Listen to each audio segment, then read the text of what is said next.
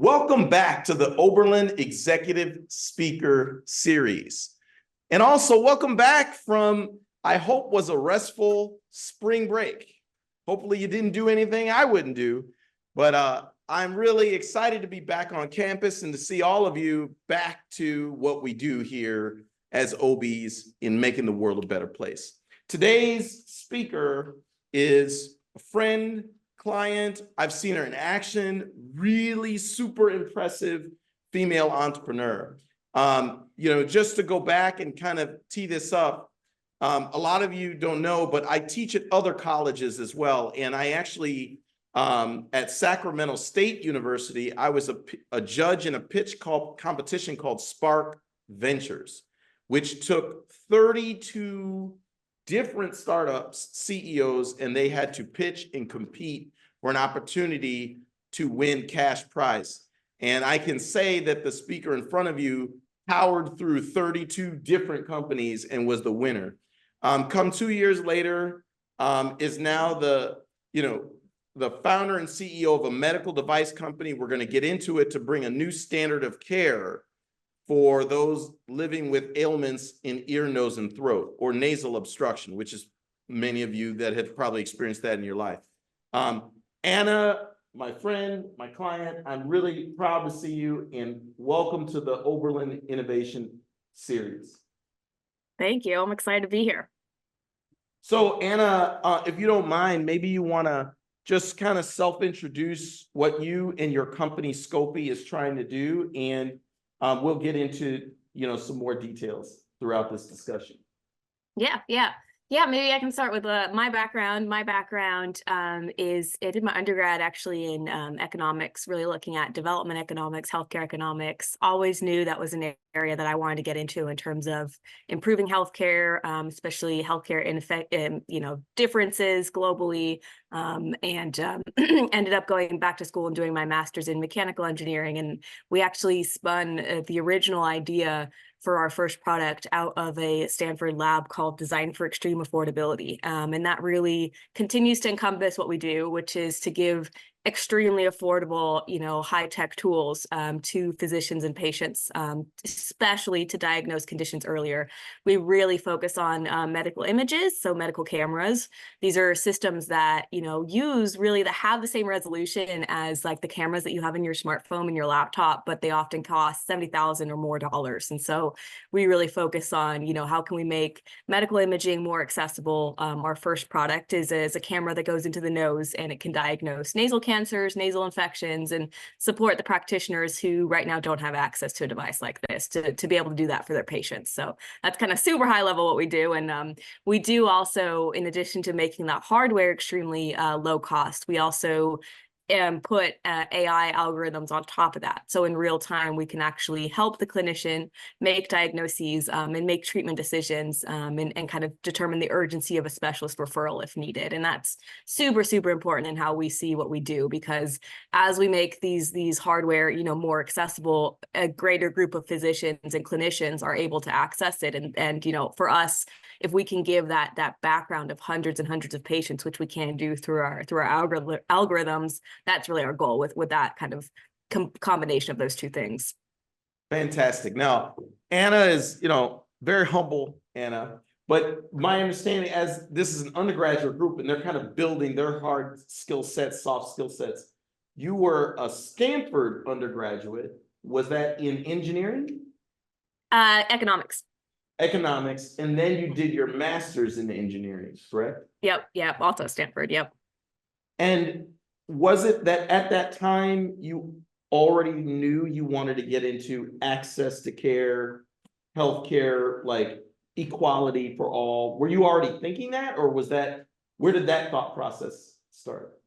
Yeah, I would say it's something that's been really a key issue that I've always been considering, especially, growing up in a relatively rural area, outside of Sacramento, between Sacramento and Lake Tahoe. Even there, I was surprised at, how long you have to drive to get care. And, if you need specialist care, oftentimes it's not immediately accessible in the nearest location. And, this is one of the wealthiest economies in the world. And we're, not even far away from a major city, 3 hours from the Bay Area. And so it was kind of surprising to me even then, and, you know, traveling around the world and seeing, you know, disparities even greater than that, of course, was always something that I felt really interesting. And initially I thought I wanted to approach it from a policy perspective and research perspective. And what I found on that is I think I wanted a little bit more tangible kind of impact. And I always say I wanted like a box that no matter where you put it, you turn it on, it's going to do the same thing. And so that's kind of why I made the move into mechanical engineering, and feel super fortunate that, you know, Stanford in particular is a school that lets you kind of jump around in those different areas. If you can kind of, you can, you know, work around the coursework and you can make it happen. They really let you have that diversity of academic background. Yeah, that's awesome. And then what's even more fascinating, very quickly you found this cause to bring access to care to those that need it, rural, emerging world, whatever. But then you went into being an entrepreneur, right? You had to write a business plan. You had to get in front of people. You had to do pitch competitions. Now, that was not part of the plan, I think, or is that, what was that all about? No, yeah, it's a great point. It's, you know, it's interesting. I think, you know, building the business is harder than building the product. I know I'm not the first person to have that realization, but that's been a key part of it, is, you know, finding the right people on the team that is building the culture that we want, and, you know, that has the expertise, but also like the diversity, and, you know, that we really are looking for on all these aspects. And that's, you know, the emotions that come with that, and the challenges on all fronts. I think that's been, for me, for sure, the most challenging part. And the product itself has changed really significantly too from the get-go. But, you know, that's a easier to understand problem for me as an engineer, is to wrap my head around. And that kind of has a more clear answers than I think a lot of these business questions, where you can't predict, obviously, the future, and you don't have data sheets in front of you. And so that's been really, for me, definitely my biggest challenge. But I think it's also been the most rewarding to, you know, feel really proud of the team and the company that we've built, above and beyond the product itself. Yeah. So Oberlin being a liberal arts school, a lot of my students in my class, big shout out to 118ers, right? A lot of them are industrial designers, mechanical, like you mentioned, mechanical engineer, electrical engineering, even software engineering. What's interesting about what you're trying to do is that modern medical, let's say, visualization tools combine all of these areas into one. It's got to be ergonomically compatible. It's got to be clinically relevant. And that's hard, right? So if you know, maybe we could talk through like what you're trying to do with Scopey as a device. Like, this is a device that, as you mentioned, it's like an endoscope or a scope that would enter into the lumen of someone's nose, maybe in the future other things. But how is that going to change the clinical care? Like, who's going to use it, and what kind of procedures do you think it could be good for? Yeah. I mean, just to jump into that first question around like how many different specialties we need. I mean, one example is we work with an amazing consultant who does endoscope lenses. That's all he designs is, you know, endoscope lenses, and he's really good at it. And we definitely need him. But, you know, that's a really small specialty amongst all of the other things that we need. And, you know, sometimes the most challenging part is finding that person that you need to bring to the table, and then making sure that they're integrated in a way that isn't, you know, they're not involved in too much stuff that they don't need to be involved in, they don't want to be involved in, but then they're also, you know, given as much information as they need. And I would say that's definitely, I think, the biggest value of having that liberal arts background is, you know, not necessarily being the software engineer in the room, but at least knowing enough to kind of understand high level what the next kind of 6-7 goals are down the line, and being able to communicate that to the team too, and kind of running between those different teams, and kind of high level kind of quarterbacking that. I think that's been the biggest benefit of all those different areas. Not so much physically doing it. That's, you know, I'm not the best economist, and I'm not the best mechanical engineer, but the benefit that I have, that I know the language and I can communicate with those different diversity of backgrounds, is, I think, the huge benefit to us. So yeah, that's the majority of my role, I would say, is to really find those experts, ensure that they're kind of integrated with the rest of the team when needed. So yeah, the other question around like what, you know, at the end of the day, what does a new medical camera change? really what we focus on is the fact that right now, mostly due to the kind of bulkiness, it's about the size of a refrigerator, and the kind of antiquated nature of how the imaging works. Right now, only surgeons really have access to this tool. And so they'll use this to figure out, to see what the area during surgery, which is obviously immensely important. What it doesn't enable, though, is someone to figure out, does that person need surgery? And so in many, many cases, in ear, nose, and throat, as well as other specialties, right now you'll go to the surgeon to figure out if you need surgery. And you'll use the same tool that they're using during surgery to make that decision. And that just isn't necessary, because there's so many additional features on those devices, which are well needed in those areas, but are not needed for pure diagnosis. And often those features are very complex and cause breaking and difficulty cleaning devices and things like that. So actually, if we make devices easier to use, they actually become safer. And that's really what we focus on doing, is making them super, super easy to use, super safe, and therefore allowing the referring physician, so your clinician that you would go to with the question, to basically do the procedure and to send a recording, or to then communicate with that specialist. And so our goal really is that the specialists are able to see more people that truly need their specialist's care. Yeah. And that way too, for the patient, they're not going through all of these repeat patients. They're not, taking the cost of a specialist visit that doesn't need to be taken. And they're really able to receive care significantly faster, on the order of months and even years in many of our cases that we look at. Yeah. So, to self-identify, I was talking with one of the students in the class here that, Anna is a founder and a thinker of my own heart, because I started my career in product management in the medical device industry. So I've commercialized over 10 different medical device innovations in the areas of visualization. And what you guys have to understand is, see, the process of becoming a physician means that it's a lot of observational-based learning. So once you get out of med school, it's kind of like you have to observe a procedure over and over and over and over. Well, here's the thing. When you want to see on the inside of someone, you don't always have the opportunity to do X-ray. You don't always have the opportunity to do CTs or MRI, because some of them may have ionizing radiation, or you may not have access to it.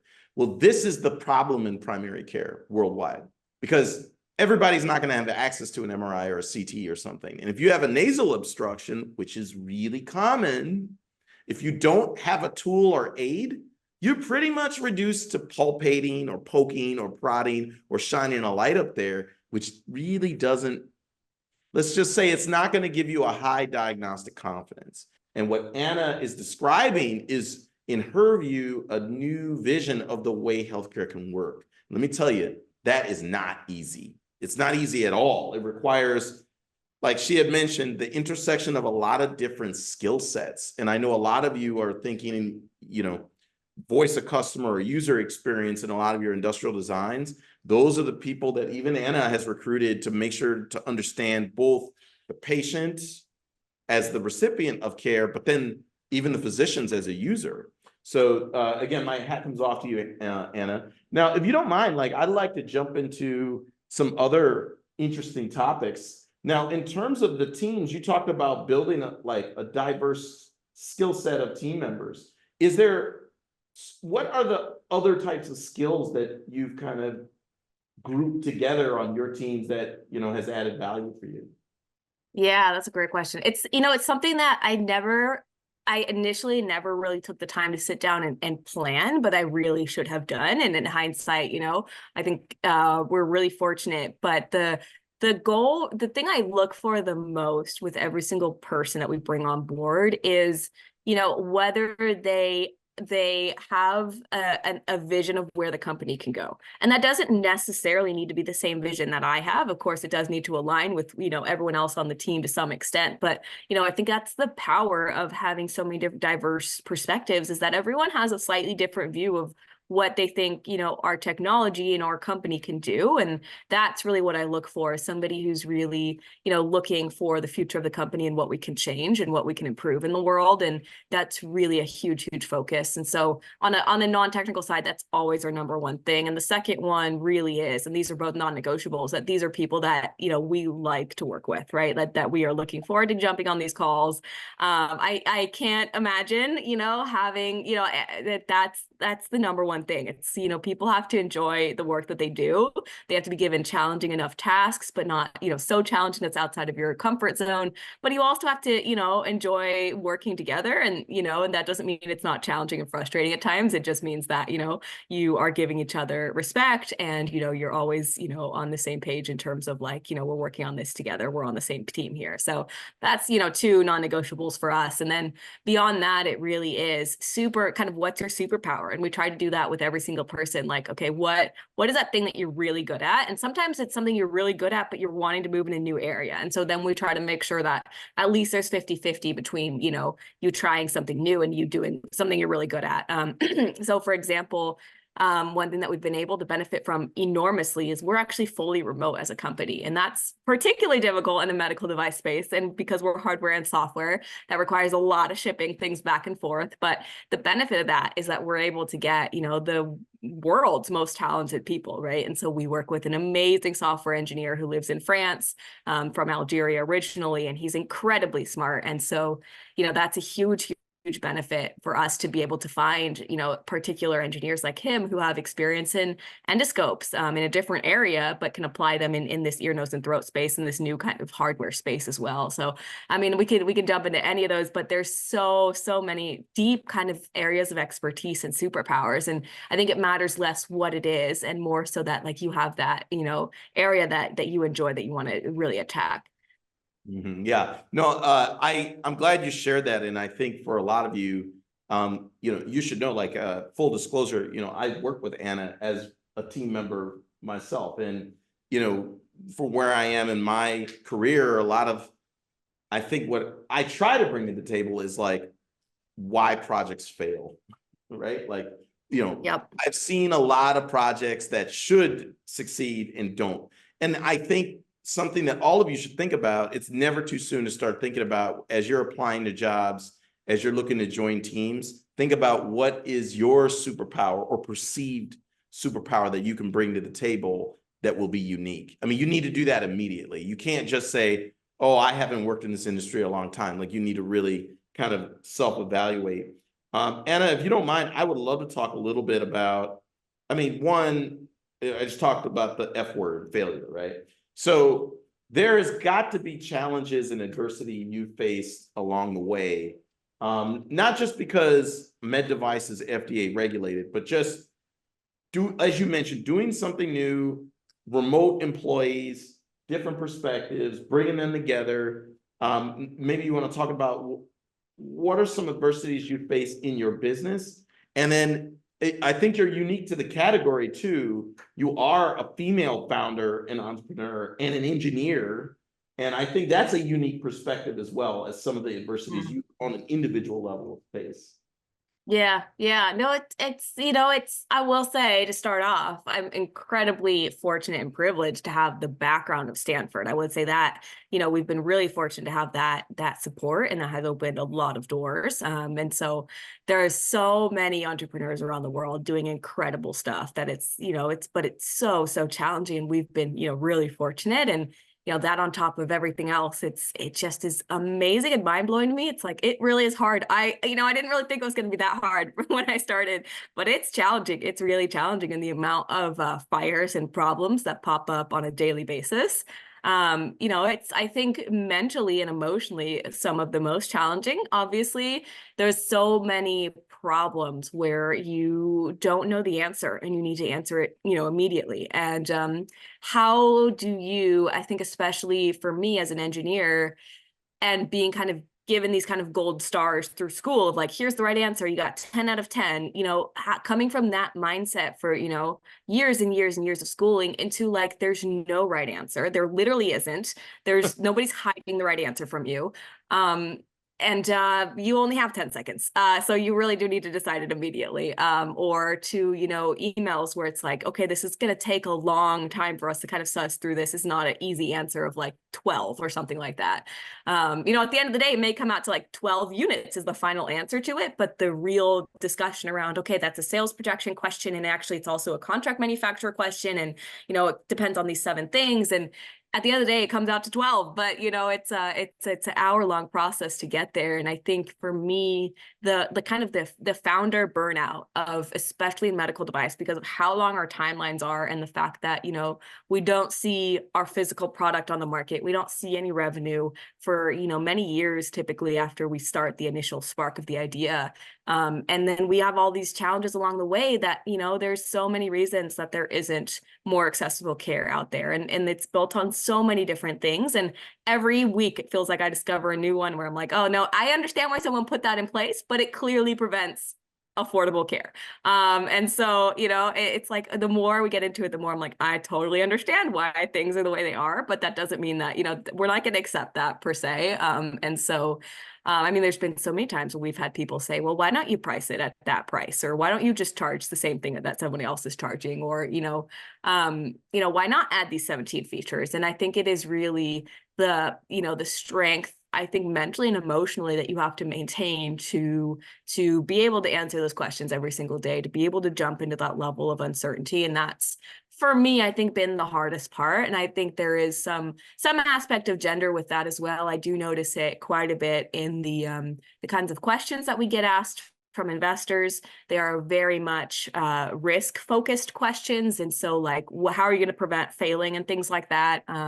Versus I traditionally, when I've been sitting in meetings with other companies, with male entrepreneurs, they do tend to get asked kind of other questions than we do. And I think that's been something that I personally, I think I think I have a saying like, drive how the road is, not how you want the road to be. And so, I have to acknowledge that those are going to be the questions that we're going to get. And I answer the questions, but then I always try to provide the other perspective, where as if they had asked me that other question as well. So, I will definitely say for every group of people that is not invested in as much as they should be, I will say, there's those challenges that come with it, and it's just kind of an extra, for me, more of an extra mental and emotional load than anything else. Mm-hmm. Mm-hmm. I personal story I can share with a lot of you to give you some context of the challenge that Anna has to face. You take I was in the med device industry for 15 years before I went into startups and stuff, and Anna has other team members that they've been doing it even longer, like David, like 20 years. And, David will have an engineering manufacturer perspective where I will come in commercial marketing, and me and him will just battle. I want it to be, the packaging to be sexy, sleek, and this, and he's going to want it to be cheap. And I think the challenge that Anna has is to kind of understand the perspectives of both sides and try to get us into an endpoint, right? And I do acknowledge, Anna, because I work with a lot of founders and CEOs that, as a female entrepreneur, you do get those type of questions that others don't. But what I do see from you is, you seem to stay positive all the time. Is that a life mantra for you? Is it because you live in wine country that it's easy to relax? Like, how do you maintain that positive demeanor as a female leader? Yeah, I think someone once told me that like founder burnout is one of the biggest reasons that companies fail, which is somewhat similar to not getting enough money, right? Because I think, if you burn out, you don't have the energy to go get more fundraising, whether it's from grants or investors. And so I think that is a huge, huge component of it. And that's, I think, increasingly I've started to see that as part of my job to maintain that, right? To maintain that I can keep doing this. And that's true for every single person at the company too. But for me personally, that's been a big kind of shift in how I've been thinking about it. Initially, it was like, okay, we just got to get through this 6 months. And every 6 months turns into another 6 months. It turns into a year after that. And so it's, from that, it's like, okay, this is not something that just needs to maintain for 6 months. This is really something that, needs to long-term function. And I think being remote company is a big benefit. We've had a number of people that have said, part of the reason I want to join this versus another company that's in person is because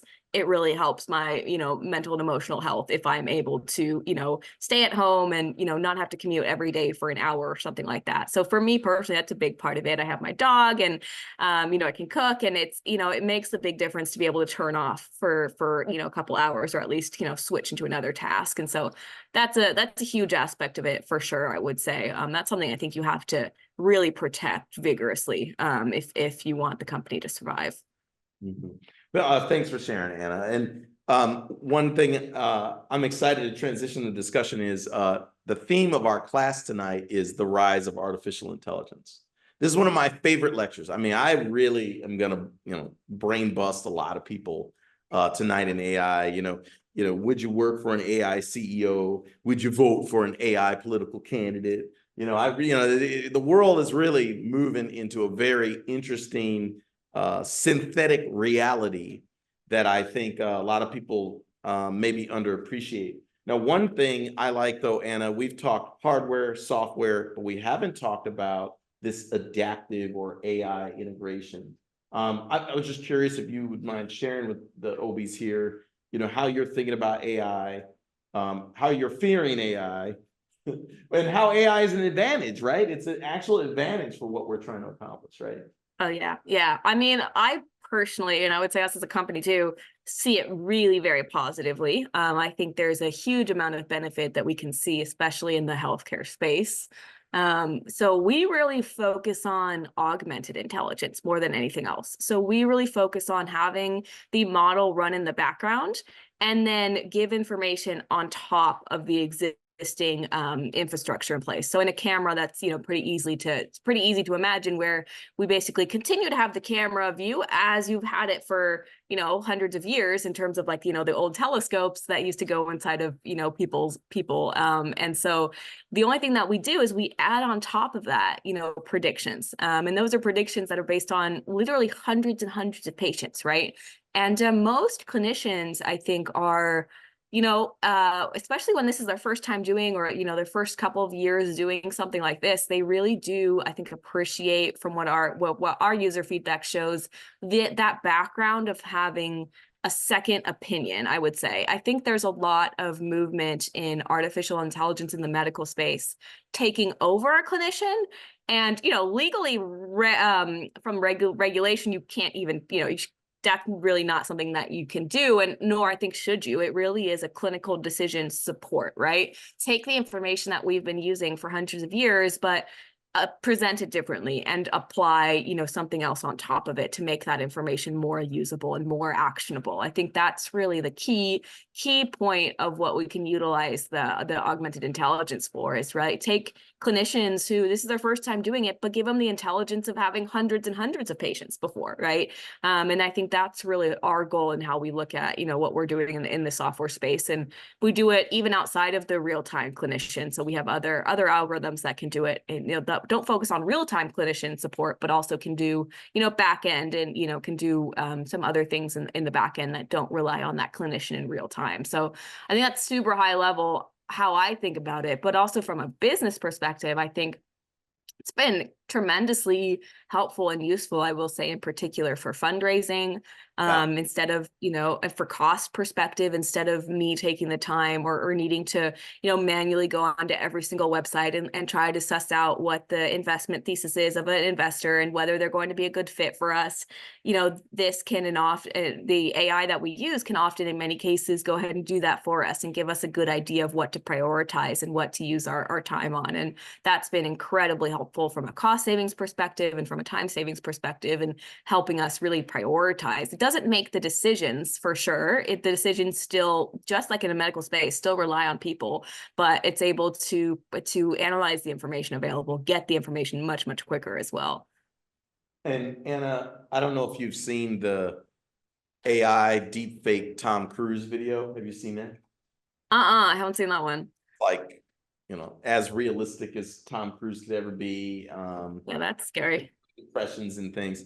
I'm just curious, I'm married to a physician, so I can kind of poke and prod at physicians. They're human beings just like anybody else, and they have fears. And I agree with you. Augmented AI use and assistive AI use in medicine can make sense. but there's also, it could open the door to the potential, what if the AI is wrong? Or what if, it leaves you exposed from an information security standpoint. So how are you and the team thinking and talking about the dark side of AI as well?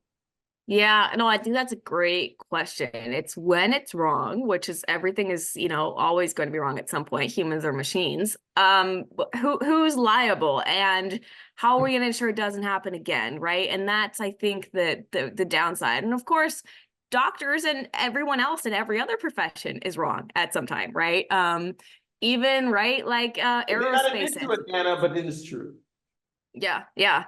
I mean, right, like some people, their job is, is really keeping people alive, even outside the medical space, like engineers in some, and even that can mess up, right? And so it's something that I think is a big fear that a lot of people, even outside of medicine, have, and it's rightly so, because you're responsible for a human life. And so how do you trust a machine to basically have your name on it, right? Because at the end of the day, it's still your decision, even if it's made with that machine. And we get that question quite a bit from clinicians, which is very understandable. Tell me how the model works. But I think that's the challenge. It's not a model. It's not X equals Y2 squared, right? It's a model that is based off of the nearest neighbor it has in the database or something like that, right? So it's not something that we can really sit down and explain every single time. This is literally how it's making those decisions, because that's the point of it, is that it continues to learn, right? And that, I think, has been the biggest challenge for people of any area to really feel that they can trust that outcome.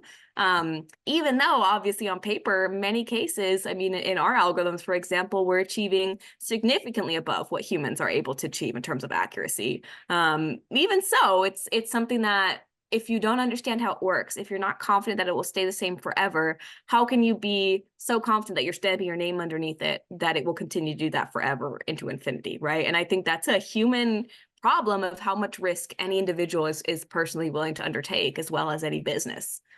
I agree, Anna. And I wouldn't be myself if I don't get provocative and get interactive. So how many of you in this room use Chat GPT 3? Be honest, I'm not going to tell your teacher. Okay, almost all of you. Now, next up is, how many of you would use Chat GPT 3, let's say to manage your finances, or to balance your checkbook, or to tell you how you should use your money? Raise your hand. Okay, now we drop down to 2. Similarly, how many of you would go to a Chat GPT 3 derived test for your health? I don't know, pregnancy tests, health tests, whatever. How many of you would trust Chat GPT 3 for that? Now you can start to see the challenges we have with AI, because the possibilities there. But if all of you use Chat GPT 3, but you wouldn't trust it to use some more intimate or like important functions you have, then how are Anna and I gonna go to the medical industry and tell doctors like, this thing's gonna help you? So you can see that I think the possibilities are there, and I'm up for it, Anna. Like, but as you can see, and I'm curious too, like how many of you all have used like WebMD to diagnose yourselves if you had something happen?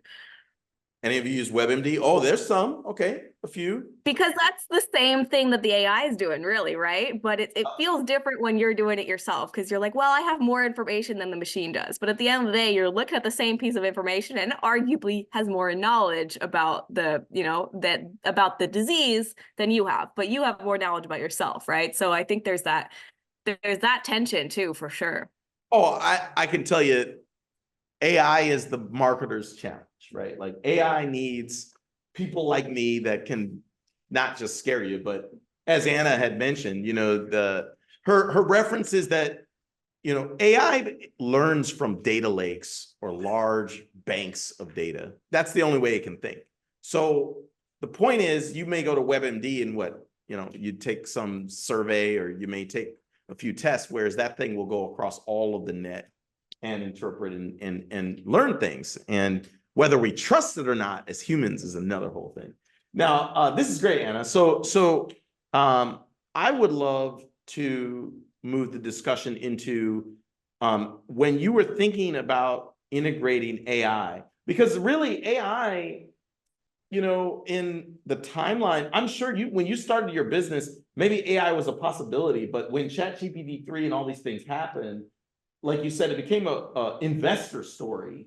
How did you go about recruiting people with skills for AI? Was it the software developers that already were exploring it? Did you start to recruit people that specifically focused on AI, or, you know, the key word would be machine learning? What did how did you approach integrating that in your business? Yeah, it's interesting. The reason that we started looking at the space was actually, and it brings up an interesting statistic that I've mentioned a couple of times, I think, which is that it's something like 99% of medical device companies who get FDA clearance don't end up really being successful and like keeping their product on the market. And part of that is like commercialization and listening to what your biggest problem your users are going to have. And that's actually where we started to look at the space, is because when we do, and we are really very intensely focused coming out of design thinking to continually bring the device back to users, right? We didn't just bring the prototype and figure out the form and then leave. We even bring early versions of the device that are kind of like halfway functional back to users, which is not something we're legally obligated to do or anything like that. But it brought out in particular an area where it was like, well, okay, my two concerns are, how do I know where I'm going, and how do I know I'm not going to miss something, right? And this is my first time doing this procedure. This is like my second time doing this procedure, and you know, that's my concern. My concern isn't even necessarily around the safety of the device. Like I feel good about that. It's not about, you know, safety for the patient. I feel good about that. It's literally like, am I going to miss something? And you know, in some cases, physicians were telling us, I'd rather not look than miss something, and then have the patient, you know, feel confident that they don't have something that I've missed and that they actually have. And so we've literally had physicians tell us that. And so that's obviously like you know, if we can't provide them with that confidence, then that's a downside for the patient. If that means that their physician is not going to even attempt to use the procedure and the device. And so that's really where that started for us, is really from a commercialization standpoint, and from an idea of like, this is the key concerns that users actually have with our device, which has nothing actually to do with the physical device. It's actually a medical education problem to some extent, but we're not going to fix it by, you know, advocating that medical schools should start to teach, you know, how to interpret endoscopy. Instead, I think we were thinking about, okay, there's ways that we can, you know, support that clinician and make them or help them feel confident in those areas. And that's really where that idea started for us. And we were able to put together a team. We have really experienced people. We tend to focus on people who've gone through an FDA submission or two themselves already, so they have that under their belt and they have a good idea of what kinds of documentation is going to be required, what kind of level of validation is going to be needed, what kind of safety is needed, so we can bake that in from the get-go. And so we are fortunate. We have a really experienced AI team that have experience bringing through both non-visualization stuff, things like heart rate monitor detection, and like atrial fibrillation detection devices for big companies. And then we have on the other side of the team a PhD student who's just finishing his PhD in applications of AI in colonoscopy. And so that's really what we focus on, is a very, very small team.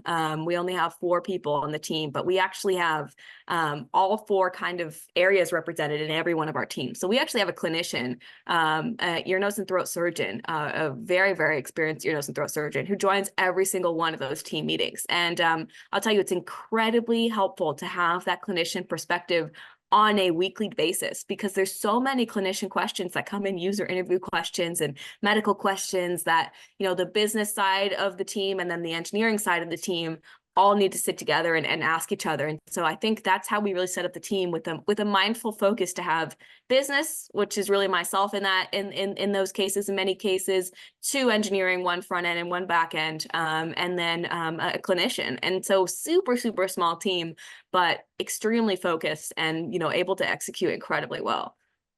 This is great. And I'm just curious, again, being provocative. So how many of you are thinking of a career working in AI? Okay, 2. Now, to the rest of you, why not? I'm just curious. Why are you not thinking about a career in artificial intelligence? You don't see the opportunity? Is it a fad? Okay, yeah. Like, I don't know if I want to work in AI specifically, maybe like work with AI to like develop something new, but like, I'm just like, I'm not sure if it's like 100% like effective in most things, so. Yeah. Is that word, but like, I definitely maybe want to like work with it to try and develop something. This session is, all of them kind of get into technology and founders and entrepreneurship, but this is my greatest career advice to all of you. When you start your career out, you have to follow career opportunities where the growth industries are. When I came along, and when, I'm carbon dating myself, but when I came out of MBA school look, Google had been auctioned, Facebook was big, social media was on the rise. That's where the growth was. And as time goes on, there's other waves. There was, if you go back a little earlier, those that were in cell phones, your miniaturization of those technologies. AI, from my viewpoint, is going to be the greatest growth wave of your generations, period. And it doesn't mean you have to be a software developer. I'm glad you shared it because I think a lot of other people feel that way. Because what Anna and this is where I'm going with this, where Anna just described, it took a multidisciplinary team that she described as the AI team. There was a physician, there's business, there's all these people to make it work. And, again, not just from an investment standpoint, like all of you use ChatGPT-3, but I'm sure you're not following OpenAI and its relationship with Microsoft.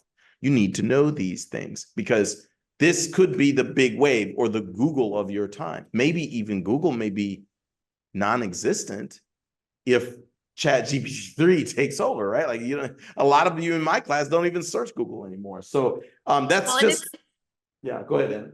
I was just thinking too, as you brought up Google, it's somewhat similar too. Is like the way I think about it is I think I'm going to posit every single one of you is going to use AI in your careers. It's just how is it going to develop itself in your particular industry, in your particular job, right? It's like, imagine it's like if we told you, oh, you can't use Google search for the rest of your career. It's like, okay, that's going to be very, like 25 years ago, they literally had to memorize everything and you had to go look up your textbook to find the right equation. So I think it's going to be very, very similar to that, where it's going to be, intricate to how we work, but it's not necessarily going to be the thing which it's going to help us complete the work that we need to do more so than be the work itself, I think.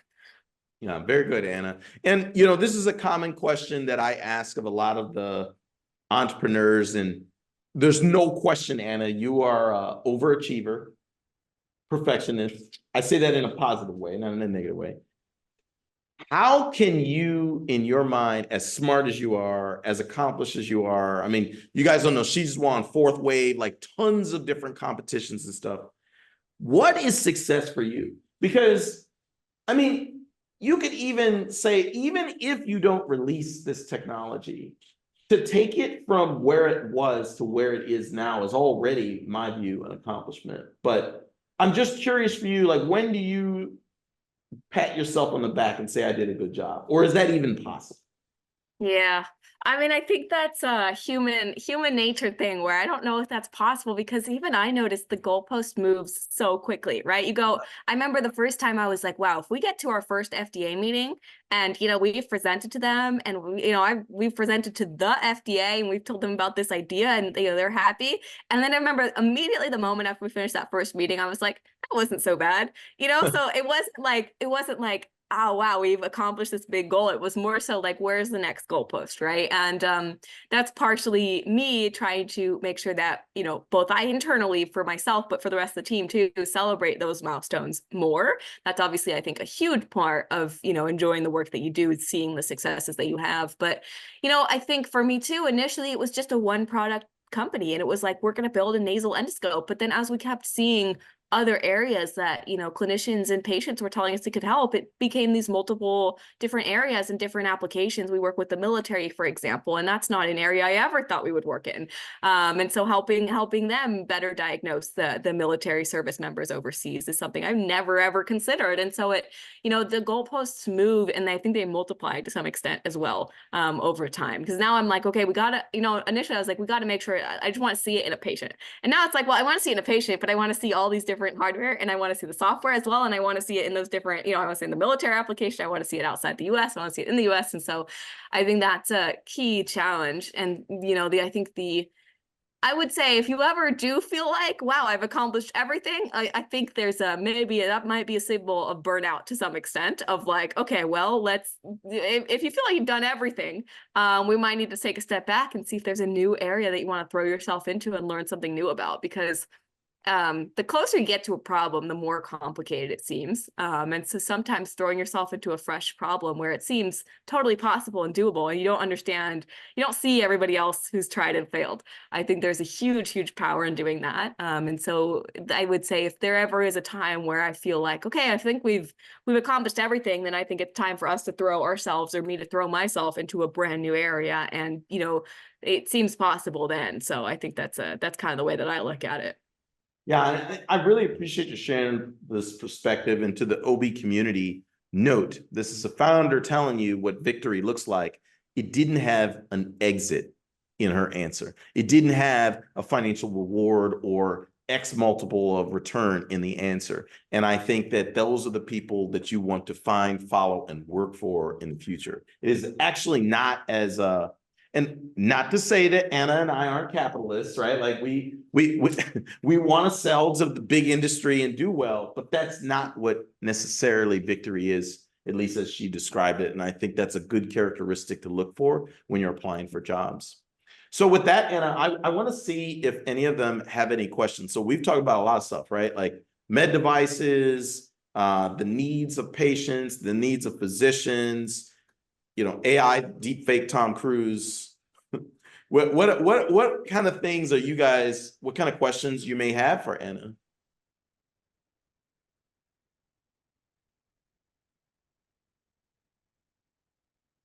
If not any, I can definitely, I still have more. Yeah, Anna, one comment, if you were to look at what we've been talking about, the medical device industry and kind of where medical imaging sits, are there certain companies or employers that you've seen that maybe the Oberlin community should be looking at? You know, or things that, you know, you were at, for example, I'm very proud of you in this, the JP Morgan Chase Healthcare Conference, right? So what are some of the things you saw there that really impress you or excite you? Yeah, that's interesting. You know, I think there's a lot of opportunity. I was just talking to our chief medical officer about this the other day. So I think there's a lot of opportunity in non-medical device AI, things like chart taking and note taking, making that as easy as possible, and reducing the amount of time that is currently taking. I think there's a lot of opportunity in that. There's a lot of information that I think could be captured and is not currently being utilized correctly in that space. So I think there's a huge opportunity there. That would be very interesting to work in. That's a harder one because it's controlled by like this duopoly roughly of these medical record systems. And so working with them is very, very challenging. But I think there's an immense opportunity there. On the, you know, in general, in terms of industries, I think women's health is obviously an area where we're seeing a lot more movement after, you know, having been, I would say, largely ignored for many, many, many decades. And so I think there's an enormous opportunity to improve care in that space. And in particular, I think primary care and working with nurse practitioners, physicians assistants, more accessible clinicians. I think there's an immense opportunity there as we're seeing them take on more and more care. So I think some companies that have come out of there, there's a clinic group called Oak Street Health, which I think is somewhat similar to some of these like more primary care clinic groups that I think like Walmart and some of these larger like pharmacy groups have put out there, which I think is really interesting in terms of increasing access to care and what kinds of tools they're going to be utilizing to do that. I think there's I think there's some health tech stuff where consumers are paying, which I think is really interesting to have more access to their own data. Things like Aura. I think Prenuvo is something similar that uses MRIs to kind of enable the patient to have access to their data, get a good idea of what they're going on. I think that's a good example of how the healthcare system is failing so much that despite the fact that we pay hundreds and hundreds of dollars every month, we're still paying more to get what we want, outside of that space. And so I think that's some really cool companies I've seen that are doing that in that space that I can think of. Fantastic, Anna. Thanks for sharing that. And you guys don't know, it's a huge inspiration for me to hear a lot of these new opportunities and to hear Anna's development, because you guys don't know, I was the original product manager of a product called vScan, which is GE's first handheld ultrasound device, which was our goal at the project. And those that came before me was to create the tricorder for Star Trek, if there's any Star Trek people out there. And to see how miniaturized visualization is evolving, and AI, and in even different ways to use it, it's for me like very exciting and encouraging. So I think a lot of you, this is another career area each week we're talking about that I definitely would encourage you to consider. Now, Anna, yeah, go ahead. I'll say very quickly, we were just talking to a clinician on the East Coast, and he was an internal medicine, so he was kind of a general doctor working inside of a hospital, an inpatient. And I asked him, what's the biggest change in how you treat patients from now to when you started working? I think it was like 30, 40 years ago. And I was just like, what's changed? And his answer, electronic medical record systems. He said that's really the only real change. He's like, I interview patients the same way as I did before. I do the same history as I did before. I run the same tests as I did before. But instead of writing it on paper, I now type it into a computer. And, that's honestly kind of a big failing for an industry that it hasn't had more changes in 40 years, especially one that literally people's lives depend on. So I think there's a enormous opportunity in that answer. There's got to be a reckoning coming if it's not changing faster than that. No, Anna, yes, we can. Si se puede. I'm really pumped that you answered that way, because our clinicians need better tools, because we all want better care. So it's all interrelated. With that, Anna, how if any of them are interested in talking with you, I definitely have some potential female entrepreneurs in my class. Maybe some are interested. If you're interested in AI or health tech or medtech, how can they network with Scopey and yourself? Yeah, more than happy to chat. Always happy to connect and share what we've learned and what I've learned personally as well. My LinkedIn, I can leave it in the link. It's Anna von Wendorff. Otherwise, yeah, happy to chat. I think Doug, happy to send an email and introduce myself to the team. And if there's anybody that wants to chat, more than happy to jump on a call and kind of talk through some things, or even just next career steps. I know that was really important for me when I was looking at like my first job and what I wanted to do with it. I think there's immense value both in working at a small company where there's no one to support you, but you get to do everything, and at a big company where there are built-in kind of training supports and there are existing best practices that you can capture and really learn from. So I think both are really, really valid kind of next steps. And I think you can learn a tremendous amount from both of them. It's something that I think going back, I would maybe have started at a big company in hindsight, because I think you learn so much from it versus trying everything new for the first time. So, but yeah, I'm more than happy to chat and share what we've learned, and would love to connect if there's something you'd be interested in. A comment to you, Anna, of encouragement. I started at the big companies and I went down that long, dark road. And in my opinion, the change in healthcare that's needed, it's not down that road. It's down the path you're going. So please don't burn out. Don't give up. Tell the team I love them. And, I really look forward to seeing what your career brings. And I'm proud of you, my friend. Thank you. It was great to talk with you all. I appreciate it. Thanks, Doug.